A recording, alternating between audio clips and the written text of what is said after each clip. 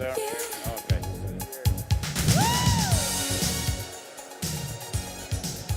Good afternoon, everyone.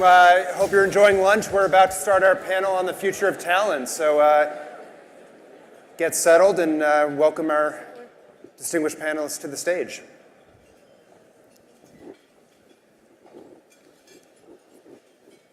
Terrific. Hi, everyone. I'm Michael Horn, Chief Strategy Officer at the Entangled Group, joined by an illustrious panel. Actually, I was reflecting on this. We're talking about the future of talent today, and I couldn't imagine a greater set of folks to put on a panel and have a conversation as all of you, writers, thinkers, leaders in policy and institutions, government, on all these dimensions. And so I think we're going to have a terrific conversation. The hope is that after the first question, I won't say anything more. But to my immediate left, we have Martha Kanter, of course, the former Undersecretary of Education in the previous administration. Did I do that all right? Yes, thank you. Then we have Jamie Merisotis from the Lumina Foundation, the president of Harvey Mudd, Maria Klawe, the president of Northeastern University, Joseph Aoun, and then, of course, the former governor of Delaware, Jack Markell. So join me in welcoming these folks to the stage. Thank you.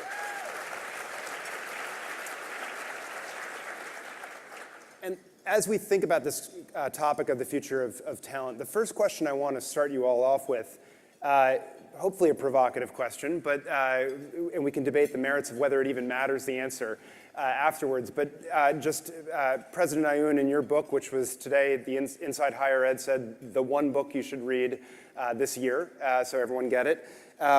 You've said that close to 50% of jobs may disappear or be substantially changed in the future.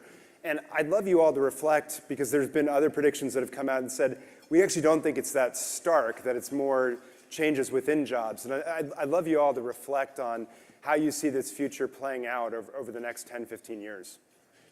Go for it, Joseph. No, you want to start with me? Yes. Okay. It's your book. We need a target. Exactly. You need a target. We can attack you. Jamie, I thought you were a friend. No, so, look, the point is very simple. With automation, AI, and robotics, many of the jobs are going to disappear and be completely transformed also. Various projections said up to 50% of the jobs would disappear in the advanced economies, in the emerging economies, up to 70% according to the World Bank. But the percentage does not matter, because you always have people saying it's not going to be 40%, it's not going to be 50, it's going to be 40. The point that we have to focus on is that everything that could be subject to a process will disappear, because it will be taken over by automation. And therefore, the question for us, what are the robot-proof jobs, and what is the mission of higher education and education in general, and how can we make people robot-proof? So rather than focusing on the percentage, focus on the fact that we are in the period where there is a new revolution, simplistically referred to as AI revolution. Jobs will disappear, new jobs will be created, and what are the opportunities for higher education? And those jobs that will be created will require the human competency. That's what we should focus on. So I think the mild little pushback I might do is, coming from a STEM college, come on. from the best STEM college, so let's just be really clear about it. From the best STEM college. Thank you. The thing I would say is that I think there's going to be a lot of hybrid kinds of responsibilities where people need the skills to work effectively with automation. And so when I think about what's most important for people to learn, it's going to be definitely some chunk of math and computer science. It's also going to be some chunk of other areas, because I think domain knowledge and experience is still going to be important. But it's also going to be whatever the communication, teamwork, collaboration skills that make you work well in partnership, whether it's with other human beings or with automation. You know what I realized, Maria? You didn't read the book. It's true. I didn't read the book Because you yet. just said exactly the point that I'm mentioning in the book, namely that what I call is humanics. Humanics is the integration of three literacies. And I'm saying that every learner should integrate and master the three literacies: an understanding of tech literacy, namely how computers work and how you interact with them; data literacy, namely understanding the sea of information and how to navigate that; and most importantly, integrating the human literacy, the ability to communicate, the ability to be creative, entrepreneurial, innovative, the ability to be empathetic with people, the ability to be culturally agile, the ability to be global, to be ethical, etc. So that's the talent we need, the talent that will integrate. It's really the three. depressing that we agree so much. Okay, somebody else. Jamie, you take I mine. haven't, Or Marta. well, I haven't read the book, but I've read summaries of the book, and as I just said, I've ordered the book, and I'll be reading it next week. He's going on vacation. I'm going on vacation, taking the book with me. But I think what you also said, in addition to those three literacies, it's also about making sure that our young people get experience in the workplace. And this is just so critical, and I think we've got to do a much better job of having the employers at the table with the K-12 system, with the higher eds. And honestly, one of the best examples I've seen, and I've seen lots of good examples, but probably the best was on a trip I took to Switzerland, which many people know or believe it's one of the best apprenticeship models in the world. But this is not just at 30,000 feet, and this is not just rhetorical. I mean, and the power of what I saw there was a couple of 14 and 15-year-olds who spent half their time in school, half their time in the workforce, but then what they were able to demonstrate to us, by the way, they spoke, I don't speak German, they spoke in English. They talked about the teamwork, how they had worked together to solve a real problem in the workplace. And I think it really is, they had to demonstrate the technical literacy, they had to demonstrate the data literacy, but also how to work together as a team and then how to communicate that. And I just think we've got to do a much better job on all 3 points. Yeah. So look, let's start with the assumption first. The revolution is being televised, right? We know that. So we know that technology is fundamentally changing the nature of work as we speak. We went through this time period where we talked a lot about high skill versus low skill jobs. We know that's all nonsense, right? Everything is higher skill compared to what it was before. That false dichotomy doesn't exist in our workforce. That means how we prepare people for jobs has to be fundamentally different than it was before. And this is the part that I don't think we've come to grips with. The problem is that our higher education system, our post-secondary learning system is largely a temporal system. First you learn, then you work. And the problem is, it is no longer a temporal life, right? Working and learning are integrated, and they're going to be increasingly so because of that changing nature of work, because of how technology is changing how everything that we do in our lives. So that means that we need to think fundamentally differently about how we prepare people in work and for work while recognizing the important values that our higher education institutions are still going to provide in that process. I'm fearful that our higher education sector has been slow to this.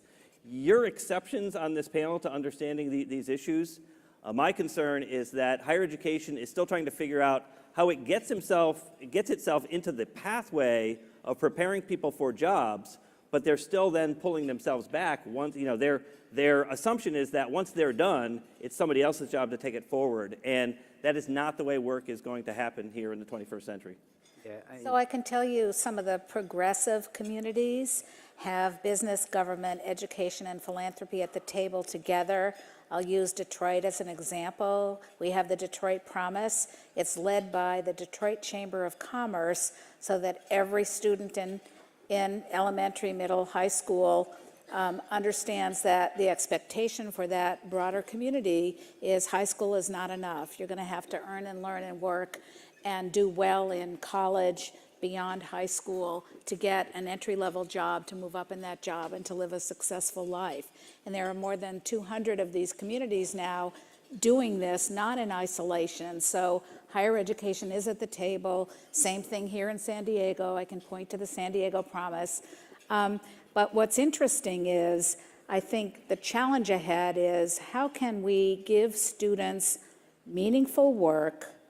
I remember having a lemonade stand when I was in elementary school, and it taught me what a work ethic is, and when I didn't have the lemonade out, I lost my little revenue stream and but if kids don't have any kind of model or supervision, and we were just at High Tech High today, this morning, 70% of students, first generation, low-income communities, they run the whole set of schools on a lottery. If those kids don't have the models, they won't have a lemonade stand, they won't have a savings account. 30% of people in America are unbanked. So where is the financial literacy to make good decisions as you're growing the pot? So my dream is give middle school and high school students some work experience, do a pipeline from the 2-year and the 4-year schools. There are tons of models out there. This should not be something new. This has been tried and tested, but it's not yet implemented. Well, I'm going to Yeah, go ahead. I'm going to put in a plug for Northeastern University. And so I think many people know that I'm Canadian and that in Canada, every university has co-op programs. So typically a student takes 5 years to do a 4-year degree. They graduate with a bank account with a surplus in it instead of a student loan because they're earning while they're doing that. The only universities that I know that are highly respected in the US that really have real co-op programs are Northeastern, Kettering University. And, you know, I've been saying for decades that this is something the US really has to do because that's how students get exactly that mix of work experience. They get skills while they're actually at university. So do you want to brag about your co-op program? No, thank you. I mean, you did that, and I thank you. You're, you know, coming from the best school. STEM school ever. Yes. So we love that. We're going to separate the two of you. What we are talking about is something that higher education has done. Namely, we have created a separation, a dichotomy between learning to live and learning to earn a living. This, as my colleague said, is obsolete. That's what you said. It's obsolete, and we, for instance, in my institution at Northeastern University, we have 3,000 employers in 136 countries. I'm bragging now. But the point is about the integration between the classroom experience and the world experience. And, you know, you raised an important point. You said this should not start in the universities. And we have a responsibility in higher education to bring the K through 12 to do that. So for instance, last year, we started the workshop for K through 12 educators in the United States and Canada. We don't want to, we included Canada, and this year we're doing that too, because those educators responsible for systems like the Chicago system, Jamie, wanted to include experiential education in what is being done, in the K through 12 model. But the question becomes, why do we need experiential education? And the answer is very simple. Jack already talked about it. It allows you to understand yourself, what you're good at, what you're not good at, to understand others and work with others, and to see the opportunities and the gaps. And therefore say, you know, many students come back and say, look, I see a gap, I see an opportunity, I can innovate, I can be an entrepreneurial person.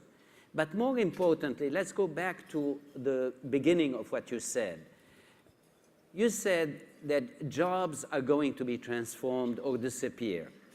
And therefore, we have to do what we humans can do that machines cannot duplicate. And those are the, you know, what we discussed. We talked about humanics, et cetera. But let's go beyond that. Computers, AI systems do not move from a context to another. They don't know how to do it, whereas we do that constantly. And that's our strength, and that's the power of experiential education. This is something that humans can do that machines have not been able to duplicate. And that's the beauty of what of the experiential too. You know, I do think that some of the best models now are not at the university level, they really are at the high school level and reaching down into the middle schools. I know in our state, we scaled in the course of 4 years from 27 students to 9,000 who are participating in meaningful study while still in high school at the community college or university level. They graduate high school with a high school diploma with college credits under their belt, but also with a real certificate or credential that proves that they can do the job. And this is increasingly important because I think one of the things that is really frightening is the disconnect that we have between our employers and our universities. And if you ask the universities, are you doing a good job? And I'm sure both of your schools are, but are you doing a good job preparing students for the workforce? The college administrators say overwhelmingly we are. And if you ask the employers if the universities are doing a good job, overwhelmingly they say they're not. And so we have got to get past sort of the talking past each other, which is why I do think that the model that you have at the university level, getting kids into the workforce, makes it very real, very relevant. And one of the things that we've found most powerful at the high school level, this is a great program when you get these kids into workforce while still in high school and studying at the community college or university level while in high school. Not only is it good for the students who do want to go on for further education, it's fantastic for the students who think about dropping out. And we've taken a hard look. Many of the students who drop out of high school don't drop out because they're not intelligent. They drop out because they think that what they're learning is not relevant to what they want to do with the rest of their lives. And there's no greater way, I think, to demonstrate relevance than for them to see how what they're learning can actually lead to something meaningful when they're done.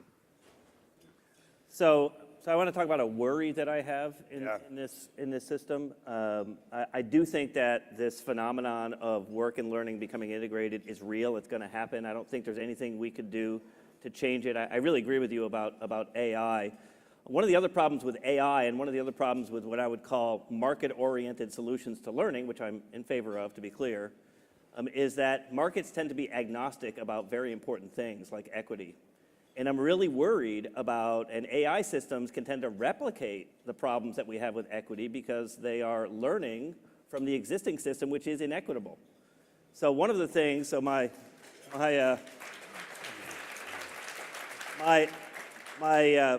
challenge to those of us who've worked in the higher ed side is to figure out how we use what we have done, I think, well in higher education, which is to be engines of social progress, as this system of work and learning, integrated system of work and learning advances, to make sure that those values are in that new system. Because I am not convinced that those values are going to be a part of an AI-driven, market-oriented system without us. And I'm not sure how to do that yet, but I'll tell you, I think HBCUs have been very important to our country for a very long time, and they're going to continue to be important.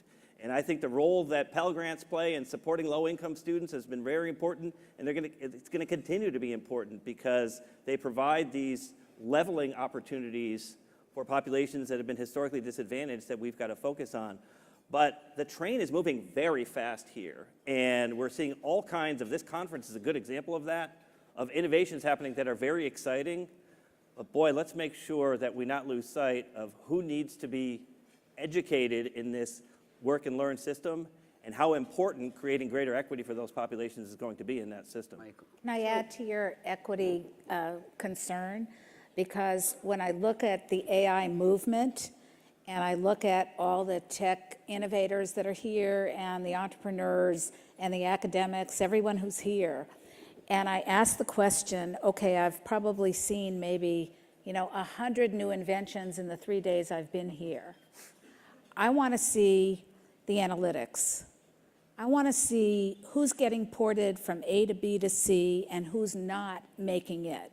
Because having spent my career and my academics are in testing theory, when you set that cut score in an analytic design, you're excluding people and you're including people.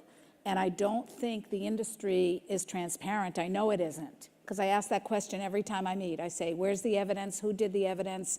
Where's the modeling? Where's the formula?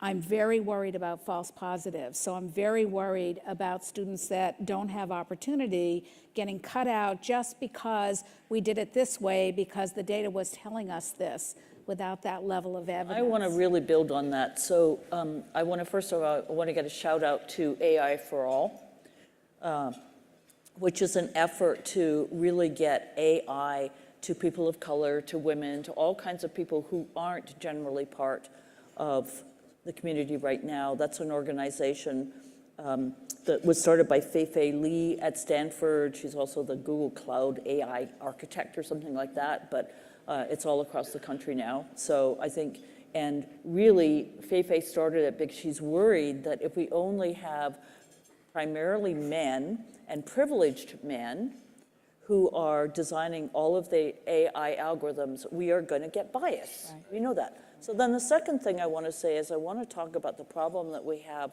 about access to computer science courses. So first of all, a shout out to code.org and Hattie Partovi for really doing a phenomenal job in getting more high school computer science courses, computer science teachers and courses across the country, and also for convincing, I think it's more than 20 states right now, to make computer science part of the requirements for graduation in their states. However, I want to point out a really serious problem that is facing every university and college in the country, including my own, and I'm pretty sure his too. You know, at Harvey Mudd, we allow students to pick their major anytime before the end of their second year. And we have no caps on majors. And we think that's actually really important because we have a value system that says every student has to help every other student succeed, and there's no competition for grades. So in a situation like this, where the demand for bachelor's degrees in computer science is going bananas, and someone who graduates gets $120K per year plus a signing bonus plus a stock benefit, it's not really surprising that our number of CS majors has tripled in the last 6 years. And that's happening all across the country. Well, that would sort of be okay if our ability to hire CS faculty were also tripling. And I'll just say, as president of a tiny place, 850 students, we have doubled the size of the CS department over a 10-year period. That's not easy to do. But not only did the number of majors triple, the non-CS majors want much more access to computer science, and also the students at the other Claremont colleges want to major in computer science, most of them at Harvey Mudd. So it's just going absolutely crazy. Now, if someone were to give me, let's say, $100 million, not that I'm asking anywhere right now, I don't know, Lumina Foundation maybe. It wouldn't solve, well, I have some ideas how it could solve many of my problems, but it wouldn't solve the underlying problem, which is increasingly both existing computer science faculty are being recruited to industry and being paid 2 or 3 times as much, and are still being able to do research and are still being able to teach, because somebody's got to teach in those companies when people need to learn this stuff. So for example, at Harvey Mudd, typically, let's say 3 years ago when we advertised a computer science position, we'd have 300 applicants. This year it was 50. And we're not alone. So, you know, the real problem I want to figure out a way to solve is, how are we going to meet the demand for people who can teach, whether we're teaching mature adults who lost their job or are in a job but need to transform their knowledge and skills, or whether we're teaching in the schools or whether we're teaching in higher ed. Because unless we figure out a way to solve this, the situation is going to get dramatically worse in the next 5 years. So how much does it cost to actually, because I'm saying this to the audience, there are many billionaires in this audience, how much does it cost for a professor? There's a few. Okay. I could do the whole college promise with 53 of them. How much does it cost for a computer science faculty member to be making a competitive salary with industry and to grow that salary over time in an endowment in Harvey Mudd or Northeastern? Let me move away a little bit from that, because I think it's very important but very topical too. You know, very limited to one aspect. I would like to go back to the notion of lifelong learning. And I would like to go back to the notion of inequality. We all agree, and Jamie, you mentioned that, you know, inequality is with us, but I believe, and this is one of the main reasons I started thinking about the AI revolution and its implication for society. If people are going to lose their jobs, up to 50%, up to 40%, it doesn't matter. We are going to increase inequality. We're not going to reduce it. And therefore, the question is, what can be done? In order to be robot-proof, we have to have a lifelong learning journey, because we are going to be obsolete constantly. And higher education has looked at lifelong learning as a second-class operation at best. And this is dangerous. Why is it dangerous? Because you are seeing companies starting their own universities and saying, we are going to provide this lifelong learning. When we just surveyed with Gallup, Northeastern surveyed with Gallup, the attitude of all the citizens vis-a-vis AI. And they said, AI is going to transform us, we're going to lose jobs. And when they were asked, who is going to help you re-educate yourself, upskill yourself, reskill yourself, they said companies. They didn't say universities. So universities are facing a situation that is not unlike the railway industry. When the railway industry saw the airline transportation revolution, they said, it's not for us. It is, and you know what happened. They missed the airline revolution. The same situation is happening in higher education. We say our job is to educate people for 18 to 22 undergrads. Community colleges are doing a better job thinking along different lines. We do research, we do PhD, but we don't do lifelong learning. We look at it as a second-class operation. And what is happening? We risk becoming obsolete. And for all you entrepreneurs, that's your opportunity to move into lifelong learning, but universities have to do it. Because if we don't do it, people are going to lose their jobs, inequality is going to increase, but it is not enough to say we have to do it. Once we accept the idea that this is part of our mission, we have to relearn how to do it by having employers at the table, sitting with us and saying, those are the needs of today and the future. Employers are not focusing only at today. They also want to know and shape the future with you. We have to look at building our curricula with them at the table. We have to look at rethinking the notion of degree. That's why you're hearing about micro-certificates, nano-certificates, stackable certificates. And you have to think about delivery. You cannot ask people to come back to the university. The university has to go to you, wherever you are. It has to be on demand. It has to be customized. It has to be personalized. This is why I think that being robot-proof is a journey. And if universities are not going to be part of this journey, then we become obsolete. I mean, it's not surprising to me that so many of these folks say that they need to, that they don't necessarily look to the university, they may look to their employer. I mean, the data that Strata and Gallup have uncovered over the last couple of years has been shocking in terms of how dissatisfied so many people have been about their college education, and so many would have chosen a different path. So I think from the perspective of a university president, it's understandable to say that the higher ed has to be at the table, but from the perspective of the people themselves who want to learn, they really don't care. I mean, they will go wherever they get the best possible education. And so for this reason, I think you are saying, and the Wall Street Journal had an article about this, I think last month, about universities separating into winners and losers. And this is going to be very difficult. I mean, it just seems to me that there will be dozens and dozens, if not hundreds, of four-year colleges over the next 25 or 30 years who will go out of business because families are going to increasingly make the decision that we're not going to pay $50,000 or $60,000 a year for a mediocre four-year education that doesn't lead to anything. The winners will do just fine, but then I do believe that there are going to be lots and lots of other winners, represented probably by a lot of the people in this room, who will figure out how to give people the skills, the training, the upskilling that they need. So I think it's got to be very difficult to be a university president these days if you're not sort of figuring out how to make that. I just add to that point just quickly, because I think it's a really important point that I want to make sure we don't miss. one of the challenges with the current system is that it's a provider-centric system.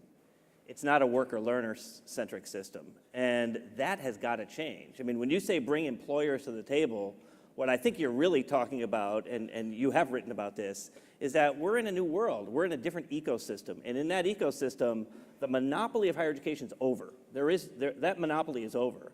There's now an ecosystem within which people can learn in lots of different ways and get credentials that actually match what they're learning along the way. Workplace-based learning, direct-to-consumer context, in higher education, but they're all part of that ecosystem. The point of that system, though, has to be the worker-learner. It can't be, this is what we think as employers, or this is what we think as higher education. It's got to be what's in the best interest of those people who are going to have to live that life of that ratcheted effect of work and learning happening all throughout their entire life. That's the fundamental change that's got to happen. So I'm going to push back a little one on that one, too. And I didn't read your book either. That's okay. We see what your summer is going to be like. Yeah. You should see the stack of books. His book is on the stack, but yes. So Harvey Mudd was created in 1955 to create a completely new type of undergraduate education in science, engineering, and mathematics. And one of its tenets was a lot of it has to be experiential, okay, which we were just saying. Another one was there has to be a ton of humanities, social sciences, and the arts. Another one was there has to be a ton of teamwork. There has to be an emphasis on communication skills, both written and oral presentations, et cetera, et cetera, et cetera. And one of the very early inventions was to have company-sponsored projects where students, not the faculty, but the students had to form the team and meet the needs of the company. And the company stayed involved for the full academic year. And we don't take any IP or anything like that because the whole idea was to have students learn about the experience of having a client and having technical objectives. Now, what we think our advantage for our students is, and probably everybody here knows that we're almost always rated number 1 or number 2 for return on investment, early career salaries, mid-career salaries. And we also hear from Google and Microsoft and Intel and Facebook and everybody else in the tech industry that Harvey Mudd are the graduates they most want to employ. And it's not because of their technical knowledge. It's because they can write, they can collaborate, they're creative, they're problem solvers, but most importantly, they can learn and do learn day in, day out. So, you know, I think one of the fundamental errors of how higher education has been conceptualized is we're going to, take the water hose and we're going to, feed you all of this material and you're going to get filled up and then you're going to go out and spend it. We just don't think of it that way. We think we are growing lifelong learners. We're growing people who know how to learn from others, who know how to find information online, who know how to just pick up books and read them. And that's what's wrong. And when you graduate, people like Harvey Mudd graduates, you don't have to worry about this because they are going to be learning forever. And we see them graduate in biology and go to get PhD programs in neuroscience or in engineering. I mean, they flip areas all the time, so they're not just restricted to whatever they chose to major in. So I do agree that we have to facilitate lifelong learning. But I think the first place to facilitate it is in our own undergraduates. It's a journey. It's not the first place, and it's not going to be the last place. It's a lifelong journey. You guys are entrepreneurs, and you are entrepreneurs focusing on higher education. Why? Because you see gaps, and you say, we can do it better than higher education. Your raison d'etre, you can only exist because of the gaps that you see that we're not providing. And this is what Jamie has been mentioning. Namely, we are in higher education, we focused on, we are the providers and you come to us. If we have to shift to the learners and be learner-centric, we have to change our model from day one. The first aspect is the integration of the tech literacy with the human literacy, the experiential component, as you said, Jack, and to integrate lifelong learning. And we have to learn how to do it in higher education. And if we don't, we become obsolete. And this is why, Jack, you are seeing places closing, because people are going to say, why should I pay $50,000 to do that? And this is your opportunity.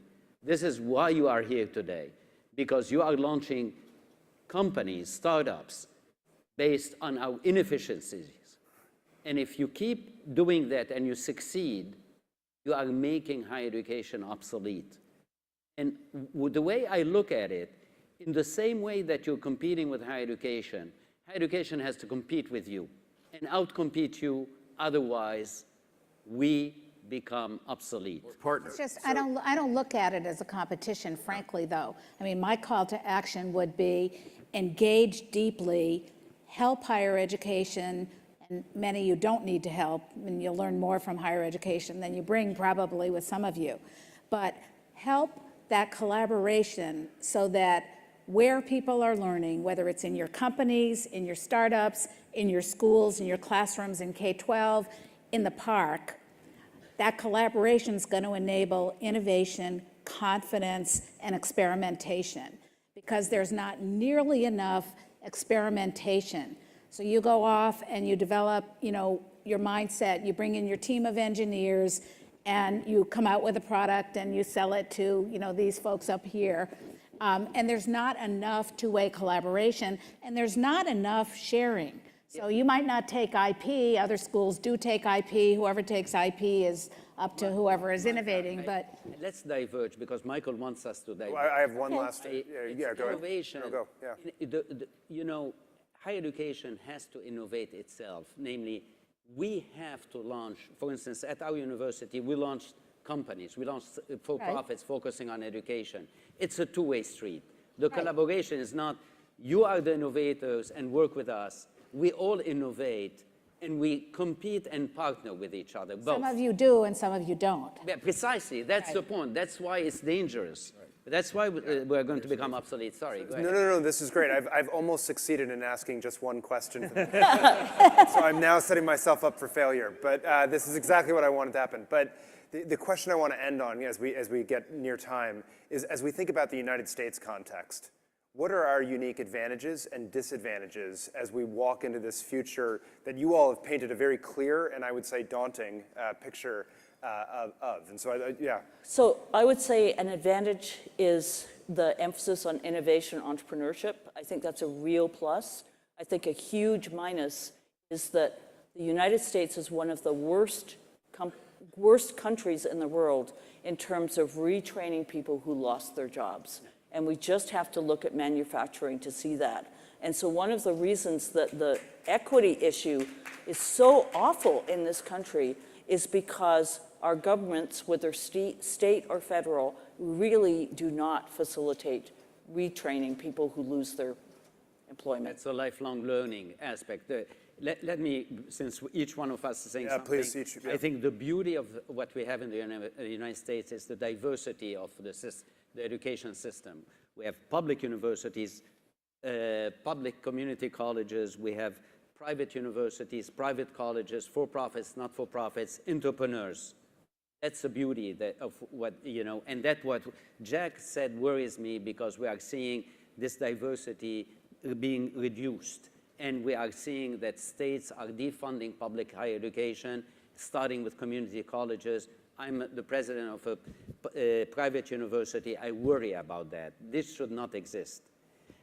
Lifelong learning, as I said, we don't do it well. And I think, for instance, at Northeastern, we have colleagues who are here today. They launched a program called Equip with with GE, based on impetus from in higher education, the Secretary of Higher Education in the previous administration, where we embedded ourselves with GE in advanced nano manufacturing, going back to your point. This we have to do more and more of. Otherwise, inequality is going to increase. Quick things. Greatest disadvantage, this system is large, cumbersome, and despite its diversity, very difficult to move. It's the Titanic, and we got to steer the Titanic pretty quickly here, because the nature of work is changing so fast, that system's got to do a better job. Best strength of the current system is that it cares about equity. That system fundamentally, we value diversity in higher education, and that is something that I really think we've got to bring to this conversation about the future of work. That value system needs to be a part of these conversations.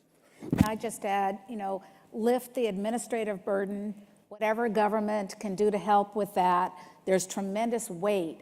I know because in community colleges for many years, there were so many levels of barriers, and I think you all heard at this conference a great talk about Georgia State and how they actually took away or are taking away barriers to make students become those lifelong learners that we're going to need. But the other thing I just want to say is, in terms of equity, students are going to have multiple jobs, so many more jobs than any of us on this panel. We're the wrong age to be up here. Next year, maybe have millennials up here talking about it with us. And because of that, students are going to have multiple skills. So I think the Harvey Mudd example or the Northeastern example give students what we used to call the arts and sciences, give them, your three buckets. Yeah, literacies, your three literacies. Give students the practical problem-solving experiences. Give them jobs while they're in school that are meaningful, not in the cafeteria. Give them jobs in companies. Help them use their intellectual capital for startup ideas that you might not have thought of. Anyway, I just think that's the menu I'd like to see really moving forward. Governor, last word. Biggest disadvantage, the forces of inertia are incredibly powerful. The status quo is really powerful. They resist change. The biggest advantage we have, I think, this conference is really reflective. We have so many creative, smart people who are willing to buck the system and try something new, and we really need this energy to continue. Well, we have our charge. Thank you for giving it to us, and join me in thanking this panel. Good being with you. Reading your book.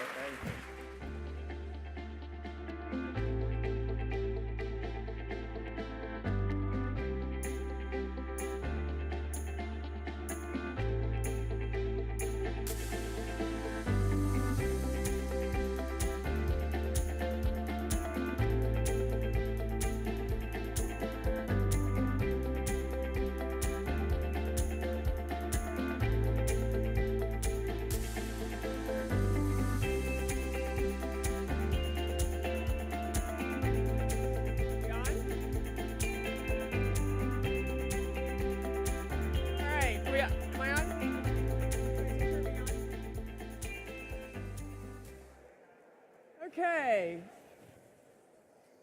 After that spectacular panel, it is my incredible pleasure to be interviewing for, we think, like the third, fourth, fifth, 10th time. Jonathan and I have known each other a very long time. A legend in the education sector, Jonathan Grayer. He ran Kaplan for how long? 17 years as CEO of Kaplan, took it from a very small business into a very large business.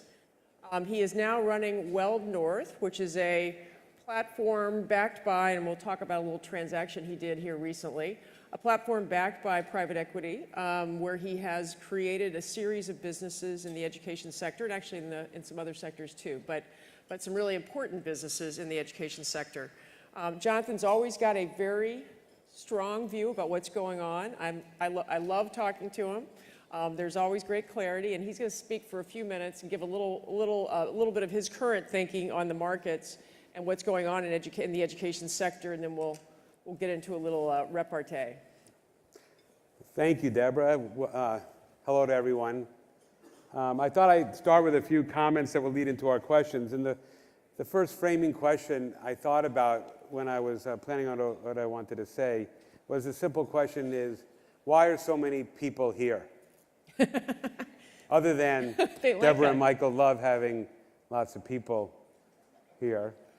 It's more the merrier. Yes, and when Matthew McConaughey comes, you're doing something right. So I thought I'd try to get at that. And, I saw my good friend right before I started, John Katzman, who's being duly honored by you later. And we reminisced that in 1994, 95, when we started doing this, half the people in our audiences were either worked for us or were related to us. And today, there are thousands of people here. And I thought I'd give a couple comments about why I think that is. I think for the first time in the changing educational landscape and the way the commercial establishment intersects with it, we can build educational products that are proven to work. And that proof creates opportunities for learning, it creates opportunities for measurement, and it creates opportunities for access. But defining how something works is controversial, and most of the innovation in education has started in digital format at the edges. So in K-12, it was digital, it was supplemental and intervention. In higher ed, it was programs that weren't core to the institution. And it created a good learning ground for how things could be built, but it did not attack the basic institution and its economic kind of backbone. That is starting to happen for the first time, and that's part of why I think so many people are here. In digital curriculum for K-12, which is the business that I'm primarily interested in these days, we can evaluate how a child is doing, and if she's making the progress she should in the time allotted. We can hold classrooms and teachers and buildings accountable. We can do it with data that's indisputable, and we can do it in a way that helps inform the learning process.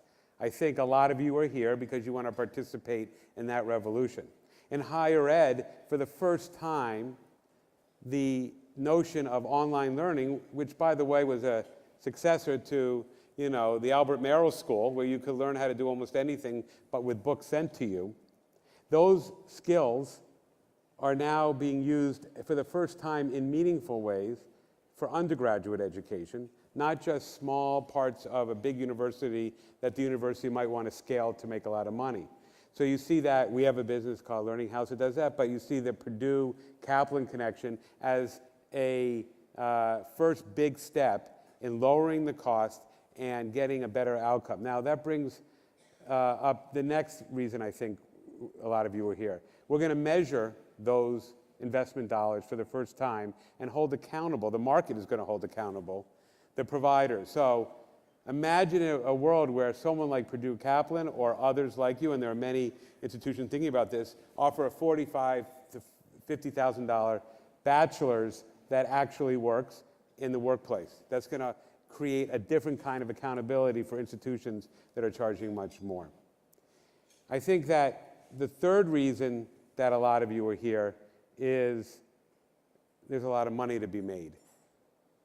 And our industry has always held up the prospect of being able to make a lot of money.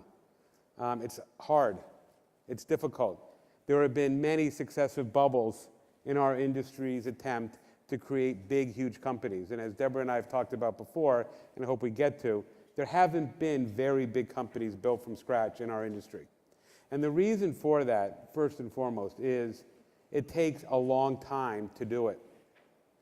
If you build a piece of learning technology, you have to build it right, but then the right thing you build has to work. Those are two very different things, and it takes a lot of trial and error to do it. And much of the capital that has come into our industry isn't as patient as it needs to be, and we should put it right on the table as we live in this high-priced environment. The higher the price someone pays, the more expensive it is to hold that asset. So high prices lead to shorter time frames often, and shorter time frames are the enemy of the good in our industry. I think the record of performance shows that, and I hope that those that are here, because they think they can make a lot of money, are here with a long time horizon, because it will be worth it.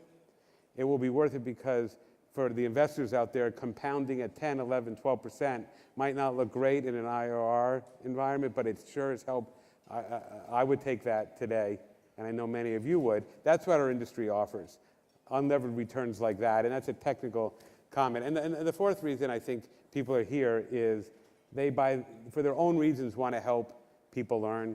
They want to be teachers, they want to be students, they are both. And as technology enables anytime, anyplace learning with accountability, we can all be students and teachers. And I've been lucky enough to participate with my daughters in college and become a student with them, and the amount of feedback and the frequency of feedback that they're getting as college students completely blows away what I experienced. And being a student and a teacher and an investor and an owner in the space is very gratifying. And so what started as the people who worked with us and those related to us has become thousands, and the time is now to make that change in our industry and in our educational world, but it takes time, and that time does not conform to many types of pools of capital, and I hope and pray that those who do venture in elongate the time frame at which they seek to benefit from their financial investment. Okay, so I want to really have a two-part question. I want to challenge you a little bit on the time. I mean, I agree with you that people need long horizon. I mean, they need to focus on efficacy and horizons, although the business you built, Edgenuity, which you recently had a relatively material transaction in taking out KKR as the investor and bringing in Silver Lake, that was a relatively rapid build of a business in the scheme of things. And I guess that's we a bought question. that business in July of 2011. Yep. And we sold it in January of 2018. So, Still pretty, okay. pretty, Yeah, pretty I agree with that, by the way, and we can talk about that. Okay. Do you want me to? Yeah. I mean, talk about, well, let's talk about a couple things. Talk about building Edgenuity, how different that was than when you built Kaplan. Talk about what you're planning to do now, because you obviously have a new partner, and that new partner has new expectations. When you started this, it was not clear what you guys were going to do with what you were building. And then third, I also want to give a little shout out to Sari Factor, who is the CEO of the Edgenuity business, and she was the inaugural winner of the Power of Women Award at ASU GSV, which is very exciting. And you just talked about your two daughters, so I would like you to reflect as someone who's been in this sector for decades like I have. You know, where do you think we are on that issue too, women and equity in leadership? We've got equity as it relates to delivering education, but I'd love to hear that too. So it's a little bit of an omnibus question. How many questions but yeah, it was is an that? omnibus question. Okay, But you know, I'm trying to do the Michael Horn thing. I can just do one question and sit back. We're talking about money, time frame, and the biggest social issues of our time. Okay. Correct. This one. Should I go for money first? What do I do? You know, you pick. Okay. I have the issue on time frame. I don't think anyone involved in our transaction would not agree that we wished it had been longer, and certainly KKR, Henry and George, who run KKR, wished it had been longer. I learned something from that experience in being an investment at the end of a fund, and that creating kinds of pressures that made it impossible for them to stay longer with the rules of how that game worked. We stayed as long as we could. But one of the important points is they wanted to and would have, if we needed, to reinvest from a new fund in our business. And I own more of our new business than I did of our old business. So the time frame, that's how I would answer the time frame question. But you still built a robust business in a relatively efficient time frame, which you probably would not have been able to do a decade ago. Is that fair? Well, that's because we had Sari and all the people who worked there. That's true. Yes. It takes a woman. Just takes a woman. Many. Many women. Many women, yes. Sari, I don't know how we're going to fit in the same room with you when we're done with it. I'd get a raise if I were you. Look, the issue, there are two answers to why we were able to do it. One was obviously our team executed well. Two, we made a lot of mistakes early, not later, and we learned from that. And I would say three, once we got it to a certain size, we were able to buy some things that made it easier on us. And that's that lift, that kind of economy of scale that I had wanted when we started out. You asked what was the goal. The goal was to become the largest digital curriculum platform player, and we're on our way to trying to do that. That made it easier on us. I will say that in building a digital curriculum platform, there are two things that are rate limiting and really difficult. One is building product that works on two fronts. As I said, it comes out the way you thought it would come out, and when it comes out that way, it actually is efficacious. Students perform well when they use it. That's one set of things. But the hardest thing to do at scale in our industry is sell. And so many digital companies that get to 10, 20, $30 million of revenue have a very hard time going beyond it because of the pay scales, and because of the lack of exits, because the IPO notion is really a difficult outcome to hope for. And you know, you have to, we were able to do that, and once we did, things became easier. The third question about women and about education and ed tech companies generally. I think it's extremely important that the company you build reflects the customers you serve. And because of that, if you're serving K-12 schools where a predominant, and firstly K-5, a predominant number of teachers are women, your salespeople have to reflect that, your product and technology people have to reflect that. And in SARI, we have one of the most senior CEOs in the industry. But we need more women. We need more women rising to senior positions, and we're committed to that. Diversity of all kinds is the second part, and our industry is, you know, mixed on that. And I think people who own businesses or run businesses need to be committed to do better, and we certainly take that challenge on. Good. I'd like to hark back a little bit to the prior panel. I think a great discussion around you know, universities and their roles. I'm just curious what you thought as someone who ran a university business in your prior life and have the Learning House business. Do you think universities, I mean, back to Joseph Aoun's book and being robot-proof, do you think universities are going to be adequately prepared to respond to workforce change? Do you think it's going to be, as we sort of, and I have a thesis as we look at it, that the K-12 sector, which you wouldn't have said this about 10 years ago, has been far more innovative and flexible and willing to look at new structures and strategies and things to make students be more successful. My observation is it's been much more aggressively innovative than the higher ed sector. Well, do you think that's true? I asked you backstage how provocative you wanted me to be on this, but let me just say it. Very few institutions, if you take away the cohort creating aspect of what they're doing, meaning you get admitted to this school, you're part of a community, a part of an alumni base, you're part of a brand and an image, live up to the opportunity cost and the massive expense of attending it. Some do, but if you take out the cohort part, you take out all the community and the sorority and all the other things that go along with it, just look at what the outcome you get, which is the only way to judge that outcome other than self-esteem and feeling a part of things is, was it a good economic decision for you and your family? Did that provide you with the skills and the access to get a career and a job that paid you better because of it? And, you know, we have an epidemic in this country which is called some college. People who start and do not finish, who pay a lot of their own money and borrow a bunch more. That epidemic has to be cleaned up, and the marketplace has to do that. How is it going to do that? It's going to do that by offering shorter, more focused associate-type programs, and it's going to be offering more flexible, lower-cost bachelor's programs like Purdue hopes to do with Purdue Global. I don't think that most institutions are prepared for this, but the market's going to bring it to them, and when it does, it's going to be vicious. Because if you look at, you know, the harbinger of real estate in this country and high price point, what's happened at the high price point college is still is equally a threat. So, keying off what your comment about Purdue Global, as the former CEO of Kaplan, can you give us your perspective on that transaction and what you think? Don Graham, who was my partner and funded it, the Graham family, who owned the Washington Post company, called me and said, in 1998, we bought a little company that provided legal nurse consulting for nurses who want to advise sole practitioners on the legal risk, the malpractice risk in their little practice. That entity was bought by Purdue to form Kaplan Global.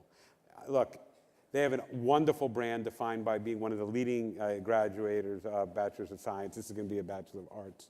Yep. It's going to be a separate institution. And, you know, Mitch Daniels has been brave and brilliant in how he's done it. But the fact is, if they're offering a 4-year degree with that brand attached and they put money and keep it unique for under $50,000 or $40,000, it's going to be a major force in this country. And others might follow. And that will put at risk all of those back rows in institutions that are charging too much for the value they're creating. So I think it's, the execution will So be... you believe tuition will come down? Market's going to force it? Well, I believe that, that institutions that do not grow will go out of business. Once their real estate can't be mortgaged anymore, once they're unable to draw down any of the money they have put aside for a variety of reasons, they're going to go out. You're going to see, as you heard on the panel, thousands, hundreds, if not 1,000 schools closing in the next 20 years. Yep. Just another quick one keying off that panel as well, this whole issue of workplace learning. We saw Adecco acquire General Assembly this week, which was, I think, a very smart move on both ends. We saw WeWork acquire Flatiron School. It's a little, it's a little bit of a different version, but what do you think about the movement of learning into the workforce, into enterprises? What's going to be the burden shift around, to Joseph's point, lifelong learning held up by the workforce? Well, I think that the degree to which a skill can be defined by an employer and then digitized and delivered online anywhere is the degree to which you can see rapid deployment. This is not a new concept. It's also not a new concept that Starbucks tried to give it as a perk, Right, HR. right. That didn't work. It didn't work in a meaningful way. What's going to work, as always has worked, is no different than Harvard Law School. People go to Harvard Law School because they earn more if they do. Learn to earn has been at the foundation of every type of schooling every type of graduate school, which is basically souped up paraprofessional.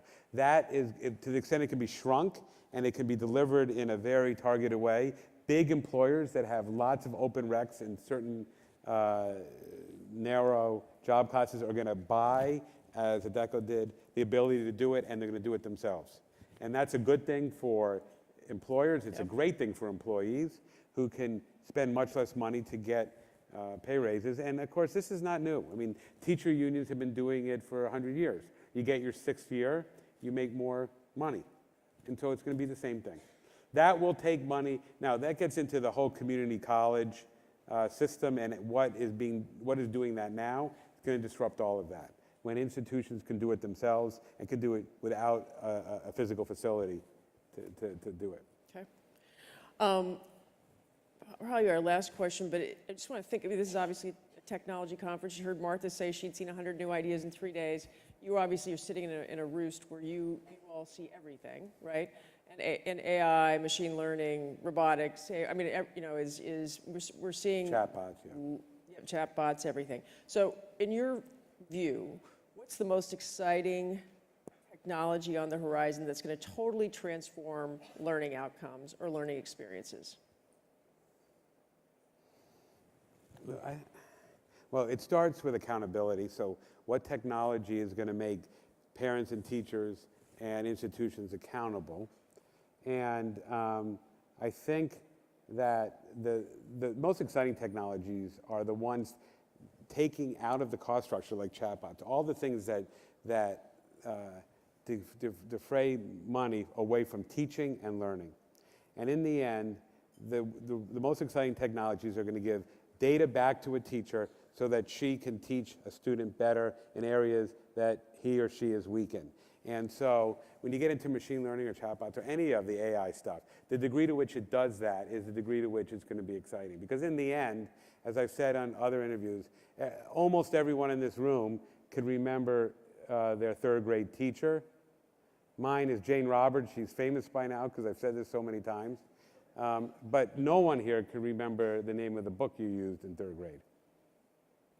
And the degree to which technology makes that more true, not less, is the degree to which people will learn better and will get better results. And everything is, relative to what those changes can be. Work rules and all those other things that go along with it. Or as my grandmother said, living to 92 is a long time until you're 91.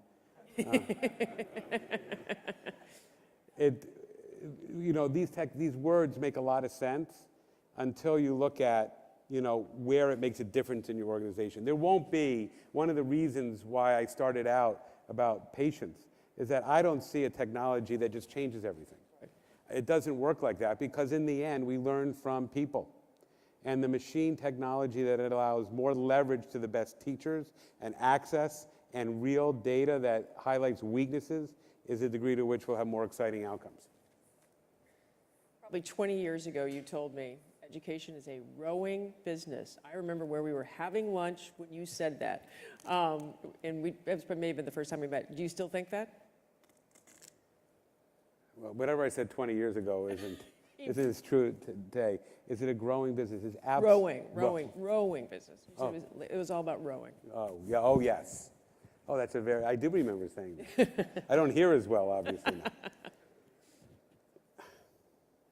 Look, the thing that's more true than ever is that, and you've heard me say this before, doing well in the education business is doing a lot of littles right. There is no big idea that's going to change the way kids have great outcomes. What's going to make a difference is caring about all the things and hoping that you do the right half in the 100. It's like advertising in that old adage. And the best businesses today, and I hope what's emblematic of the Kaplan culture that has permeated the industry, is that we all were focused on a lot of littles. That started with Stanley himself, who in my job interview with him asked me my SAT scores, and he said, don't lie. It starts with a lot of little things and caring enough to work on them when it's exhausting is what makes great education companies, and that's always been true. Perfect. With that, thank you very much, Jonathan. Thank you all. Everybody. Enjoy the rest of the day. We will be having the MOOC Madness panel up next. And I actually think we're going to have a slight announcement. If you want to go to the website, registration's open for 2019. That's our other small announcement. So thank you, and the next panel will be up shortly.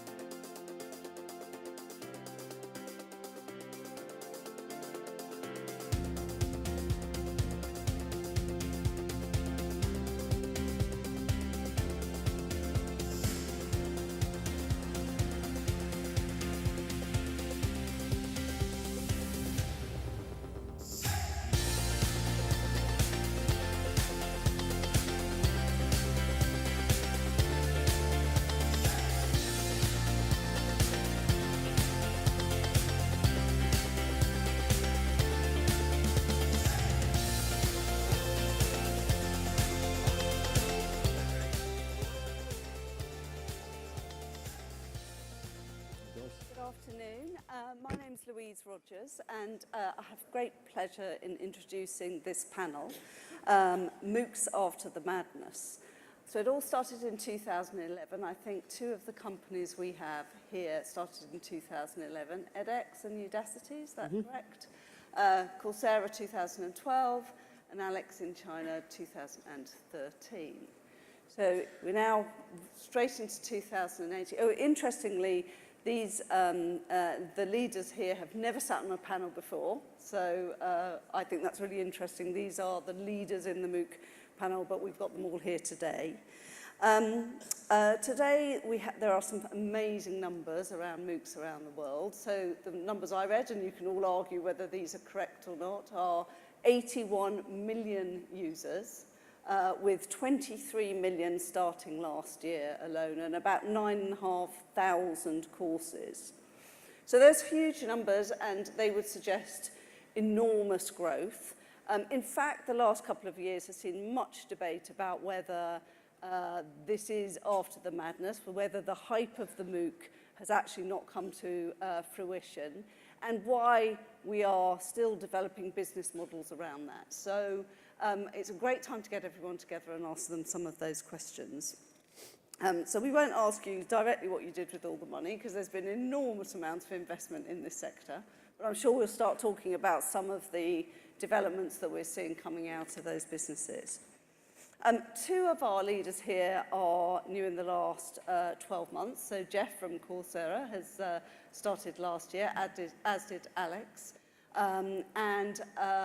So we've got a good combination of some really experienced leaders in the MOOC sector and some new blood that's coming in and shaking things up. So I'm going to start really with an overall question about which side of the equation is driving the development now. Is it academia or is it industry? And is that changing and changing the nature of what you're doing? So I'm going to ask, first of all, Alex. Okay. For Chinese market, I believe the key driving is the demand of the education. From last year, Xuetang X is moving our strategy from owning for providing the MOOCs to a customer to change providing our MOOC courses tailored into credit courses for Chinese universities. So that's the key change, I believe, is high quality education resources demand drives us to doing this transfer. And connecting the high quality courses and the users is our driven, I believe. That's why we exceed 1 million users in this year, and soon in these days we just exceeded 11 million users in these days. Anant, academia or industry? You know, I hate to answer this question this way, but neither.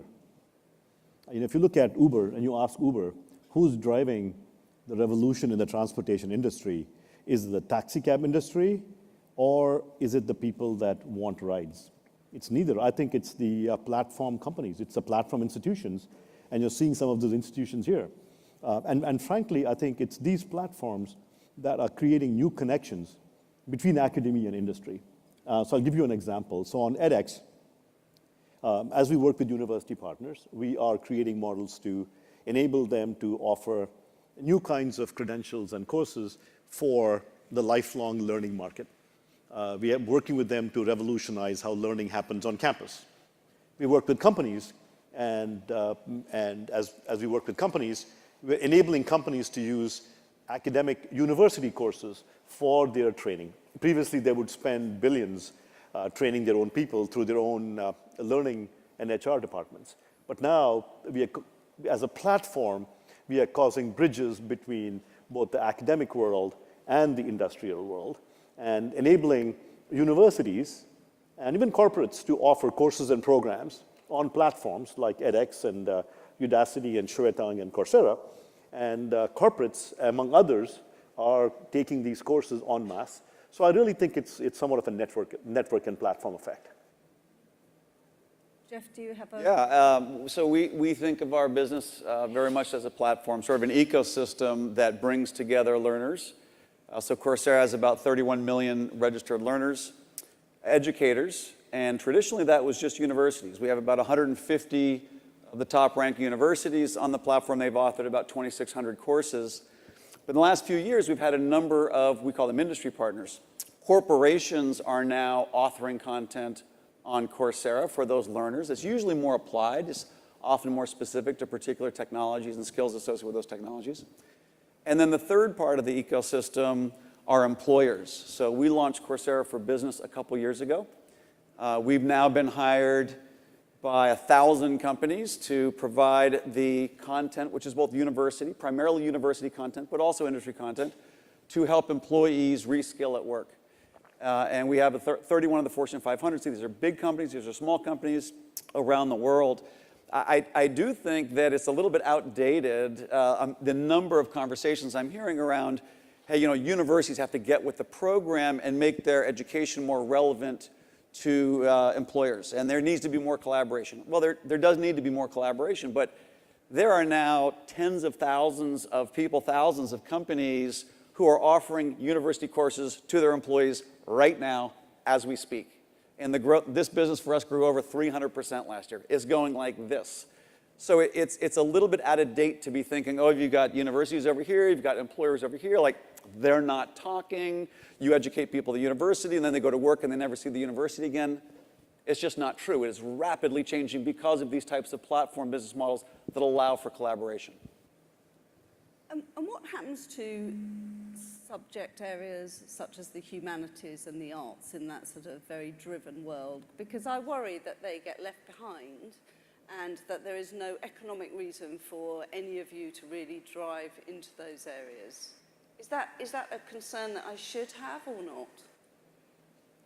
Well, I would tell you that, the students that we have, so 90% of our students have a college degree of some kind, and 90% of them have jobs already too. Now, that's probably obviously some selection bias because we're primarily online and that's how they can fit it into their life.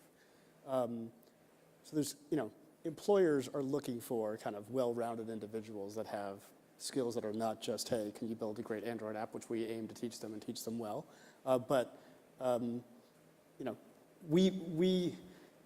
This is my first bout in education, though I'm now at the company for 5 years. And when I got into the company, my head hurt with like all the things that you have to think about trying to improve, right? Whether it be better access to the things you're talking about. We tried to simplify it at our company, which is we tried to be very student obsessed about, okay, how do we give the students who come to us for these set of skills? We don't aim to like try and knock out the world of education. We're trying to be hyper student focused and be focused that way.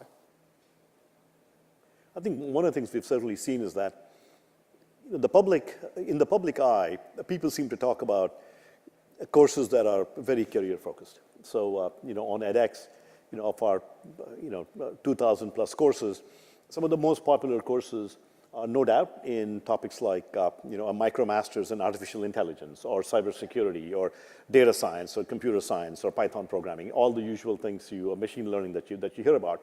However, not many people realize that some of our most popular courses are in the humanities. English language courses, learn English, English writing, are hugely popular. And there's a huge, particularly in industry and in businesses, I think a huge realization that the humanities are really important. Things we've taken for granted, like critical thinking, teamwork, and so on, can be taught.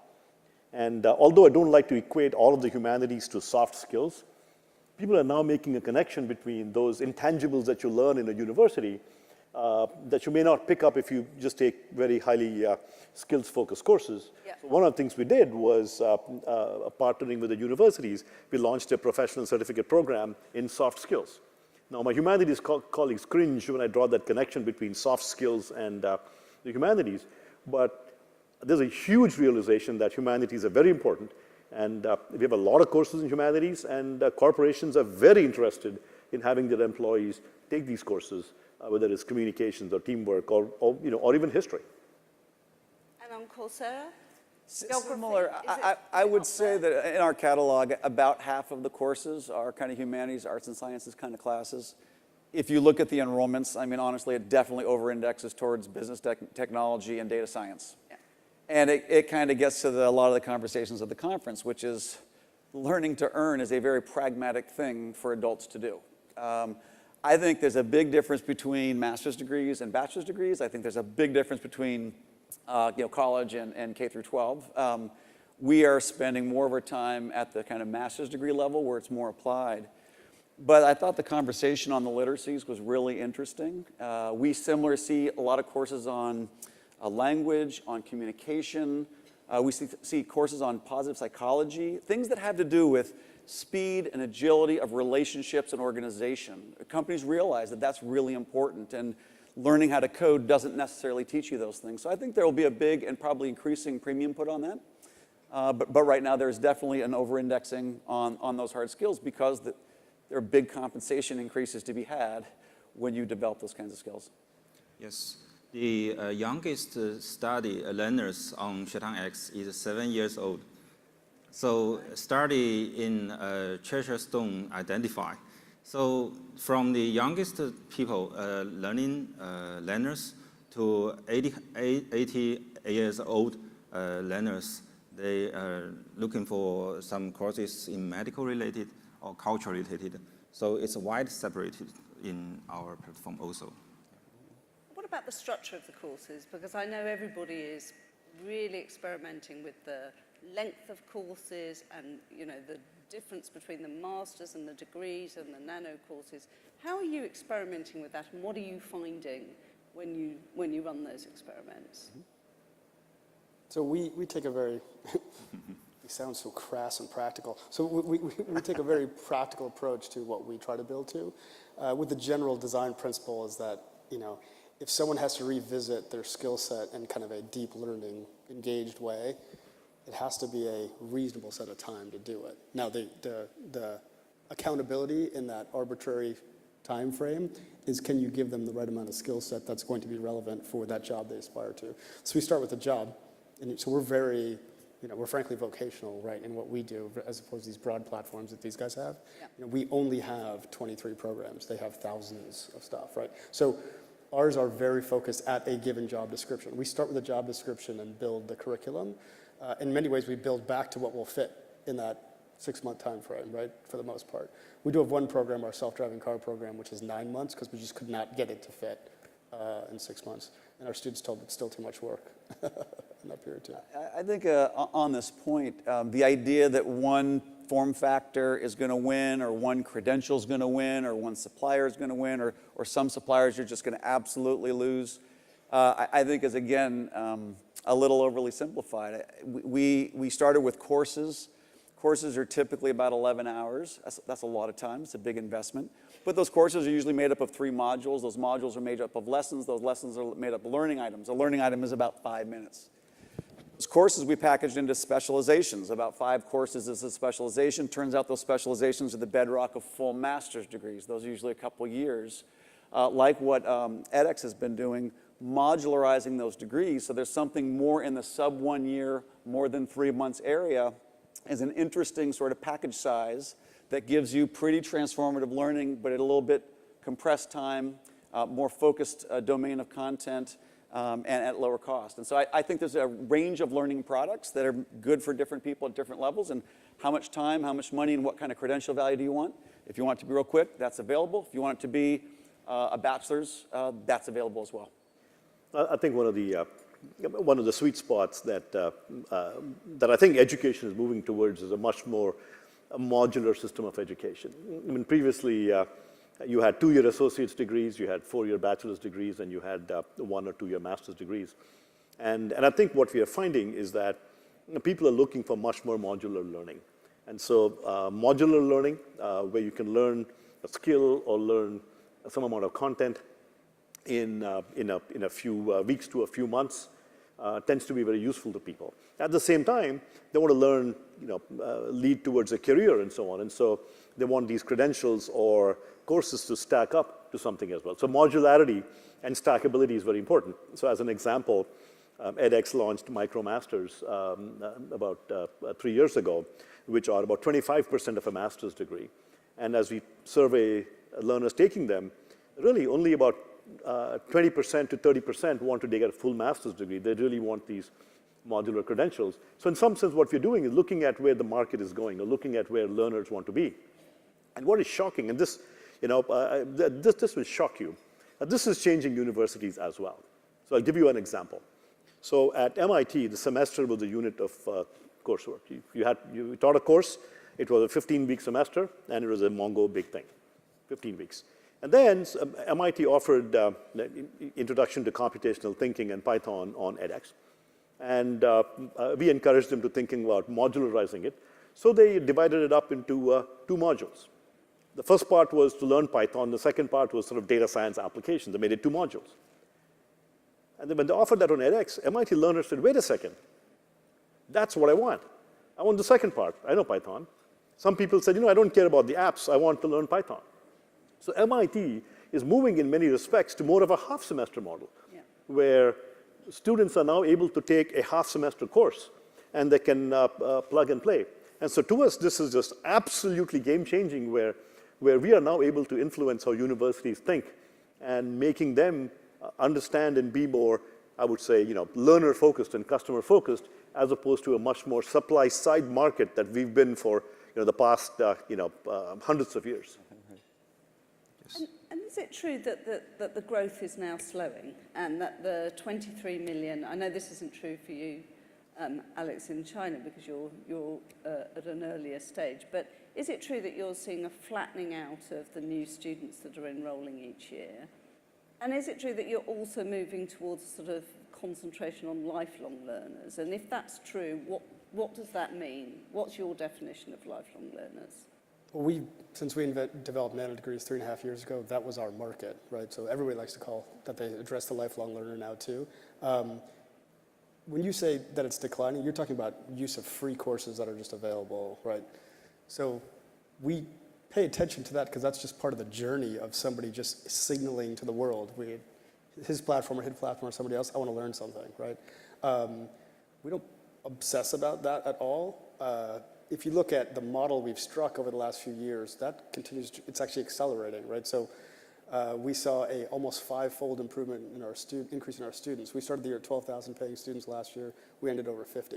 And I mean, that's signaling that we found a form factor that makes sense for the serious learner who's progressed beyond, I'm just interested in dabbling. Because I think what we learned through the early part of the development of our company was that just free digital bits was interesting. There's a small subsection of folks who can, as I say, walk to the bookshelf, pick up the book, and learn how to play guitar. That's essentially the MOOC completion rate of old, right? And that shows, I think, everybody that that's just about when you're completely self-motivated and can do that. I think what the world has shown us and what our business models have shown everybody too is that you need to provide a lot more. You need to provide the structure that Anant's talking about, okay, this is what it means to go from here to here, right? And help them understand what that means for them. And so I don't worry as much about just how many free courses have been started. Ours continue to grow, but I don't worry about that. Yeah, I would say that is definitely not flattening out. I think that there's an early view of things which is like, a MOOC is exactly this. It is exactly a course provided by a university for free, only B2C. And that's all it is. That's standalone phenomenon. Like with almost any technology, I mean, think about how often you use videos to learn things. Is that a really good way to learn things? Well, it turns out it really is. Does it make sense that people wouldn't want to use videos to learn things? No, it defies logic. So the idea that there is a standalone single MOOC and that is the whole thing and it's free, I think it's really evolved. We really think about it in terms of access and impact. So at the top of the funnel, MOOCs, they draw a lot of people in, millions and millions of people in. And they're not sure what they want. They'll try different things. They think, what's a course on positive psychology like? What's a course on algorithms for Princeton University like? Some of them do the whole course, some of them don't, some pay, some don't.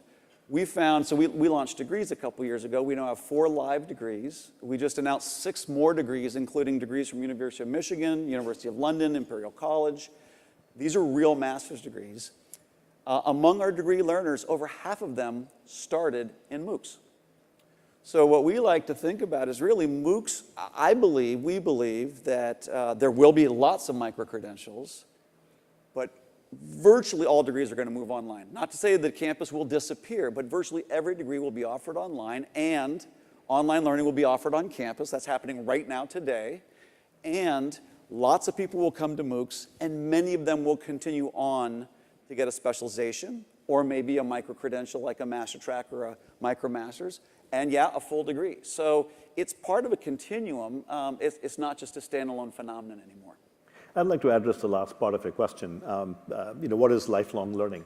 Yeah. And I'd like to hearken back to something that Jamie Merisotis said on the earlier panel, which is that I think gone are the days when people go to a university at the age of 18, study for 4 years, and it's very temporal, and then they work for the rest of their life. I liken it to a missile. You fire, and then you forget.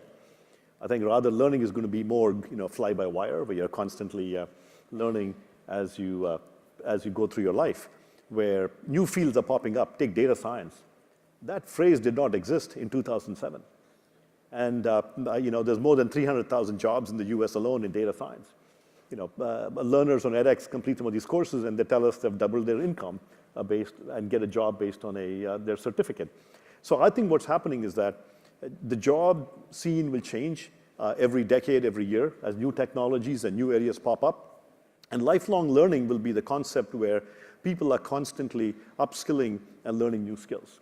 Heck, I learned programming in, believe it or not, Fortran, Snowball, and those languages. And one of these days, when I have enough time, I'll take an Intro to Python course.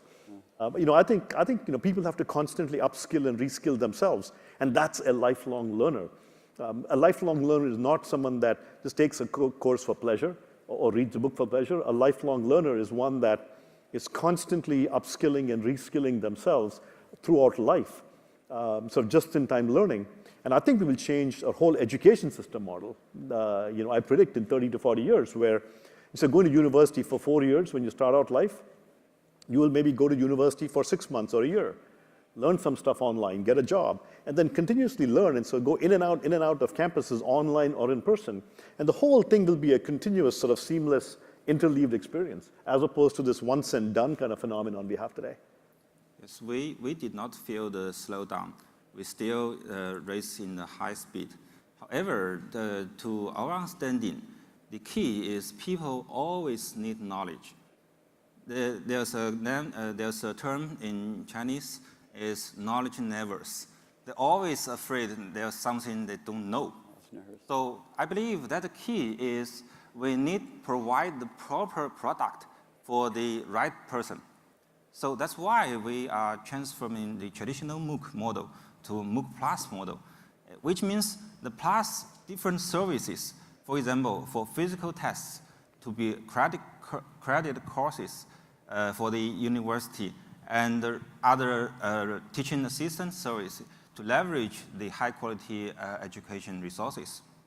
Also, we're providing the light MOOC for maybe it's 5 minutes, is focus on specific point of knowledge.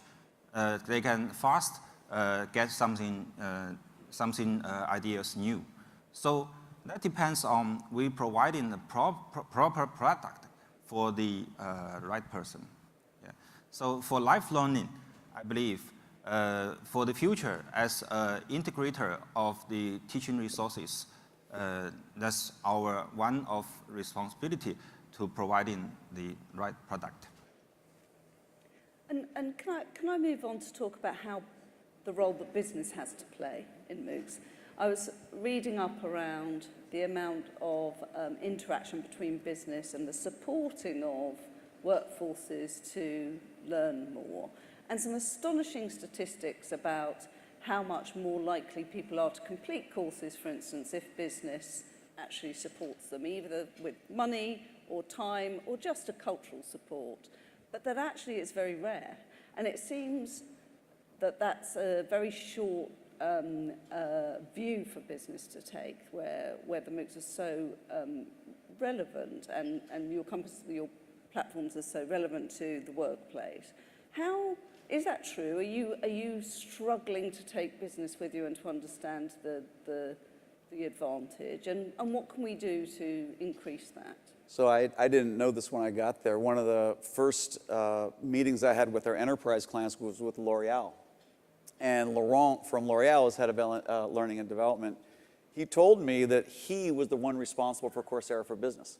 Because he saw Coursera, he was taking courses, he realized, hey, this would be great for me to offer to my own employees. And he said, you guys should really create, a business offering so that we can actually help our employees upskill. I think that the role that employers play in the equation is far more varied than most people believe. On the one hand, yes, it's a distribution channel. It's a way to take educational content and make it available to learners at work and get closer to pairing the learning and earning closer together. It's one of the reasons there's more completions. It's highly relevant to my job. My employer's telling me to do this. If I do it, I'm recognized. The likelihood that I advance is higher. It's a workplace context-sensitive learning. Employers are authoring content as industry partners that they publish to the world. Google has Google cloud. And so they want other people to be able to become Google Cloud developers. They put Google Cloud courses, and now the world can learn how to develop on Google Cloud. We have employers actually creating programs where they take one building block from a university, say University of Washington Machine Learning. They take one building block from our industry partners, which was authored for anyone's use, and then they'll author their own course specific to their own population, wrap that together into a learning program, and put their own credential on it. So one of the things that's happening, and I think is the antidote to inertia, are these interchangeable pieces with interchangeable players. So industry is both a consumer of this as well as a producer of it. They're providing a lot of input on the demand side, what do they want, and a lot of input on the supply side, which they're actually authoring the content. No, I think I think the view of what's happening in industry changes depending on who you talk to within the company. So if you look at traditional HR departments and so on, there's a very specific way that they like to do business and a very specific way they like to think of credentials. So for example, when they hire people, they got to have degrees. But where we found the biggest traction with companies is leadership of companies or heads of engineering teams or the CEO of companies and so on, where they see it. Just as an interesting example, the head of Unilever in India, he found out about edX because his wife was taking edX courses. And so he said, no, this is cool stuff. I want my employees to learn about supply chain management. And he couldn't believe his eyes that you could get a MicroMasters in supply chain management from MIT for $1,350. I mean, it was nuts, insane. And so he has his people taking them. So it did not come through HR. It actually came through the CEO who figured it out and saw his wife doing it and said, this is cool stuff. And so we see a lot of these unusual channels into companies, and the heads of divisions are doing it. But I think HR departments and so on, I think will take some more time to get acclimatized to this new world view or new learning view, so to speak. But isn't that a very rare case? Because I think the Harvard Business Review article that I read said that only 5% of people who are taking a MOOC got support from their company. I mean, that's an alarmingly low statistic. It says there's a big market there. Yeah, Pluralsight just filed their S1 yesterday. If you look at the amount of educational content being purchased by corporations now, it is growing exponentially. I mean, it's off the charts.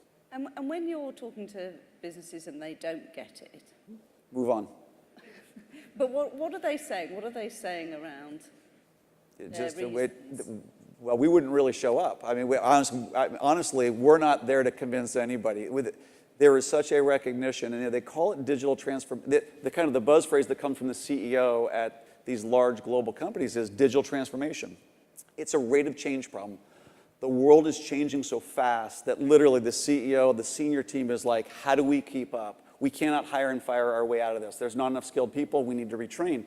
It's the speed with which our customer behavior is changing so fast we can't keep up, and the speed that our competitors are attacking us is coming so fast we can't keep up. We need to train our people faster. It has become an absolute mission-critical imperative from CEO level. If there's a company that doesn't get it, we'll call the one. Yeah, I mean, there's just so many that do that we don't need to bother with that. In fact, this is such a meta conversation in the sense that, Jeff talked about the digital transformation.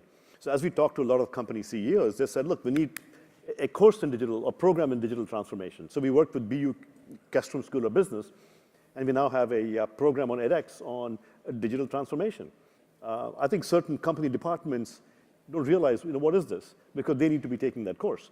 But if you talk to CEOs and others, they want those programs for their employees. Yeah, all of our opportunities with companies are essentially CEO driven, right? So, I mean, as Jess pointed out, like there is L&D budget to buy stuff, but I think they're recognizing, especially in the areas that we happen to provide, watching a couple of videos doesn't cut it, right? So it has to come from the top, and it has to come from, or as Anant is suggesting, VP of Eng or head of data or something like that. No, and the employees are talking with their feet, so to speak, so we talked to Microsoft the other day. There's about 20,000 Microsoft employees taking our courses with their Microsoft emails. And that's how we know. So there's probably many more. And so, one thing we do is that we talk to corporations, we tell them, look, 10,000 of your employees are already taking our courses. And they said, how do you know? They said, with their, we see their company emails. And so I think we're seeing this huge sea change where CEOs get it. I think a lot of the employees are directly coming and taking the courses, but hopefully the whole ship will follow soon enough. And in China, a similar picture? Yes, in China, we just announced a relationship between Meituan.com. If you know, the biggest like Groupon in China, with 500,000 delivers on the way. They have providing such programs, providing the learning resources for their own 500,000 employees. And but it's just a start. For us, the credit courses in university is more important for us right now. So because the business corporates does not pay lots of attention in this way for education providing to their employees right now. So the university business is still very important to us. To us, the university as credit courses, there are more than 85% completions for us. And almost they are getting higher grades, doing very well in the blended learning model. Yeah. Great. So final question. I know from the conversations we've had, there's an enormous amount of experimentation and launching coming out of the businesses. But very quickly, because we've only got 2.5 minutes left, what's the coolest thing that you launched in, say, the last 12 months? Have you seen Udacity Universe yet? Yes. So Udacity Universe is a virtual world where essentially we bring a campus to life virtually for our students to commit code into, and they get to see how their systems work, whether their drones stay up in the air or not, or whether cars crash into each other or not as well. I'll just do sort of a set. So we have a Master's in Computer Science from University of Illinois, number 5 ranked program in the country. Tuition's a third of the price online as it is on campus, exact same credential. We launched Google IT certification authored by Google. This allows someone in 8 months with no college degree and no technical background to become a Google certified IT specialist. And we've got a bunch of our enterprise clients who need IT specialists to say, if you complete this certification, we'd like to see your resume. We just announced a Bachelor's in Computer Science from University of London. And what we're seeing is a way that these things link together, where you can start literally with no college degree and no technical background, take the Google IT cert. Google will even give scholarships. If you're in the US, they're paid 12,000 scholarships to do that. The University of London is planning on articulating credit to the Google IT certification so you can actually pass out of certain requirements there. Once you get the bachelor's degree, if you want to, you can get the master's degree, and we have now enterprises putting their people on Coursera to get masters in computer science from Asia. It's amazing. Thank you. We have many. Sorry. Go ahead. Please. So, I will, this is like, talking about one thing is like choosing between your children. And I will talk about one thing. So just as one example, many of our MicroMasters have now completed. Students have gone through a whole sequence. And just talk about results from one of them. There's a MicroMasters in Supply Chain Management from MIT. And so 2 amazing results from that over the past year. One is, I'll talk about a B2C example. Mia Radish was working in a company in Massachusetts. She completed the MicroMasters. She applied to Akamai, got a job in supply chain, and she doubled her income with this MicroMaster certificate. At the same time, MicroMasters articulate into credit at universities. So if you complete your supply chain MicroMasters, you apply to MIT, and you get in, you can complete your MIT Masters in Supply Chain at half the price and half the time, essentially in 6 months. So MIT was traditionally accepting 40 students into their campus Masters in Supply Chain. This time, they took in 40 additional students, chosen purely from the completers from the Supply Chain MicroMasters on edX. Very cool. So about 800 to 1,000 completed, 160 applied to MIT, and they picked 40 out of that purely from that batch and doubled the incoming class into MIT. And so there's 40 people on campus today that completed their MicroMasters completely online.